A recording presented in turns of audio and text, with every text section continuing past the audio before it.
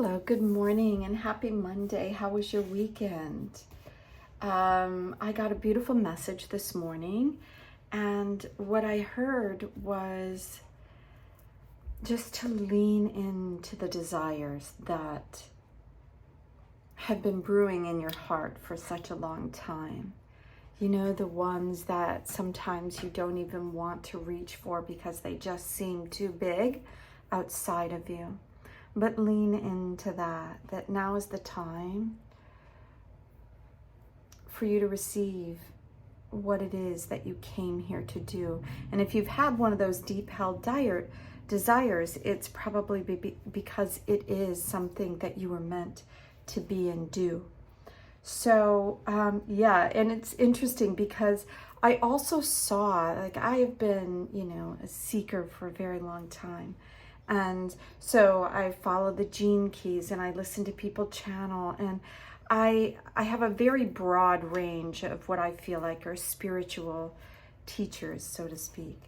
They're all online, even though I have had some in person. But I was seeing like all their faces and was told that they like are all me. And I think what that means is that they all come to us because we are looking for more information that we cannot see within ourselves, and the people that we see around us are the mirrors of us. So if you're like me and you live alone, and it's not that easy, right, to get to converse with my partner because I don't have one here.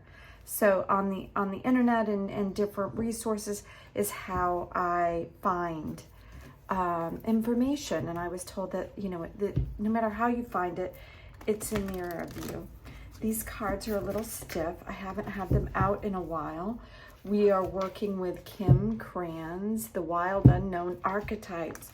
And I wanted these out because that's what it feels like, is that these are massive times of shift. And archetypes are these traits, or these like, we all have different versions of many different archetypes that are running through our system. And so that's what this is a moment where I feel like there's an archetypal influence that is coming into our life.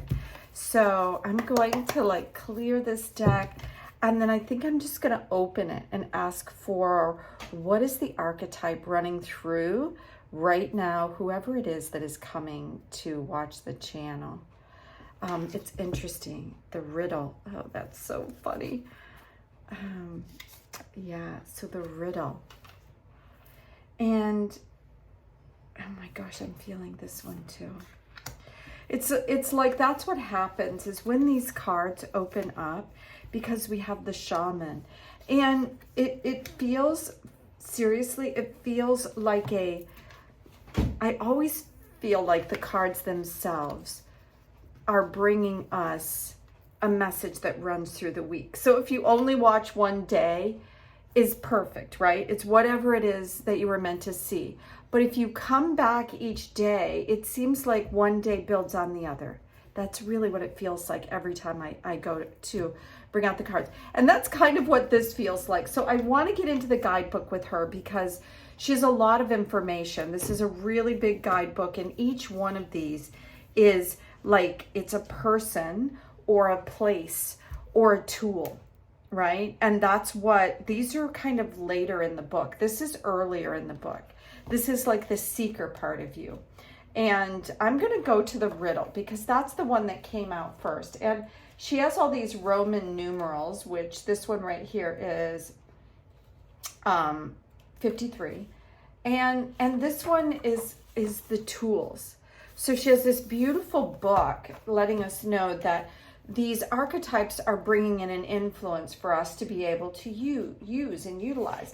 And the tool is obviously something that we all need to go forward. So our tool for the day is, when the riddle is present, one must stop searching for the right answer. I really heard that, like, to stop and just move in the direction that you want to go in. It's like the seeking has ended at this point.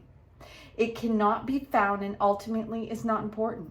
Rather, there must be a shift from the literal to the metaphorical, from logic to mythic. This is from the masculine to the feminine. It's literally what, if you ever listen to Richard Rudd's, it's literally what all these people have been sharing with me. All these different teachers like Richard Rudd from the Gene Keys. And who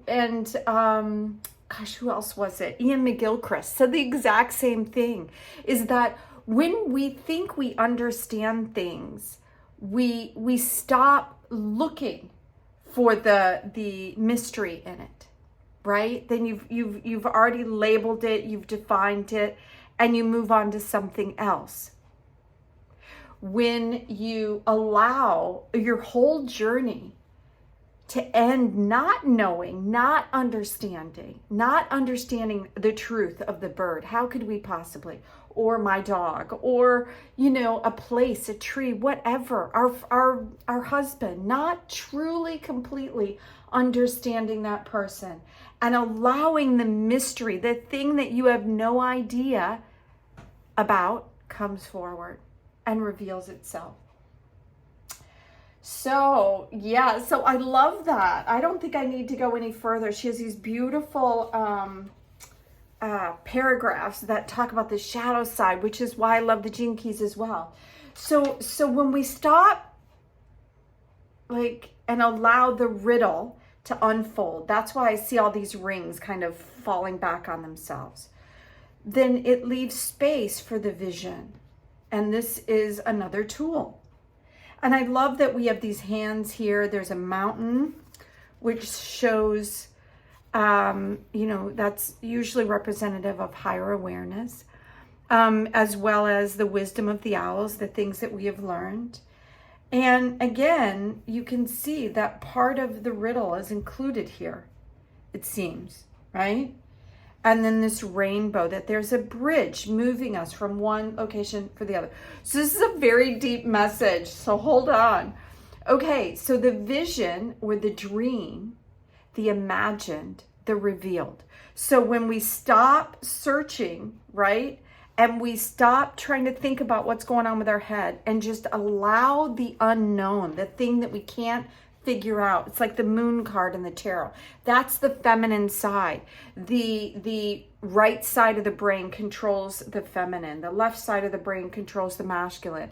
The left side of the brain needs to know everything definitively. The right side of the brain, not so much. We work in mystery. We work in the fairy tale. For, when we were revealing the dragons, that's what it was telling us, is that we need to allow the fairy tale to unfold. Right? Allow the fairy tale to unfold. So it is said that we are each born with a unique vision, a destiny towards which we are aimed. That's what I heard. It's like, just lean into the dream that you want. It is part of who we are. We push it down and suppress it because we think that we don't deserve it, or we can't see how we can get there. And that's what this very moment is asking us to do. Lean into it. It is a unique vision, a destiny towards which we are aimed. It is also said that we forget the vision the moment we are born. Thus, we are sent on a lifelong journey of rediscovery. It's the elusive nature of the vision itself. It slips away, but yet guides us. It appears in strange dreams, like I had a crazy dream last night, and surreal images seemingly unattainable. And preposterous when we are connected. When we are connected to the vision, we carry an inspired, enchanted aliveness that others see within us. It inspires others to remember their own vision. Okay, so I am really, really loving this.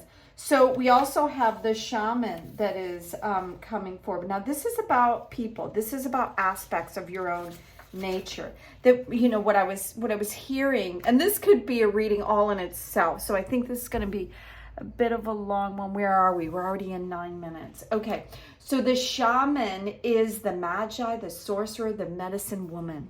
It is that aspect of you that has this deep awareness of something that is not known.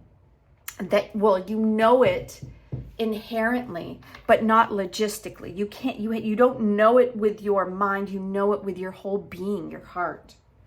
So it says 3 archetypal ingredients constitute the shaman, and all must be present in order to reveal its magic. The shaman is activated by long-standing and diligent study, the mentor. That's what I was seeing by all of these, like I saw all these faces and all these mentors coming through for me, like I started the session with. Second, its orientation is generously and acutely aimed toward the healing of the self. It's literally like what I do. I work in biofield tuning, and we're all on this journey of healing all those childhood wounds. It's what we've been told that this time is for, and it is, right? And thirdly, the shaman has a knack for finding doorways to the other world, allowing psychic vision and old magic to leak into the world, the unseen. So the way of the shaman is a master who bridges, that's what I felt like I was seeing here, who bridges the everyday and the sacred, revealing potent power needed desperately in our time. Yet where there is power, there is shadow. So the shaman must be vigilant in studying their own darkness. The card reminds us that the force of healing is ultimately not our own. We must shape it and share it with the world. Wow, that is literally like what I was hearing from, this like angel message. That's really what it was. It was an angel message that came in today. It told me it was an angel message. So it's not something that it's a little hard for me to lean into sometimes, because I didn't always really believe in angels. Actually, I didn't grow up with anybody believing in a particular angel. Okay, so I think this is the one that wants to be shown. Isn't that interesting? So I was talking about how people are the mirrors. It's literally mirroring back to us what we need.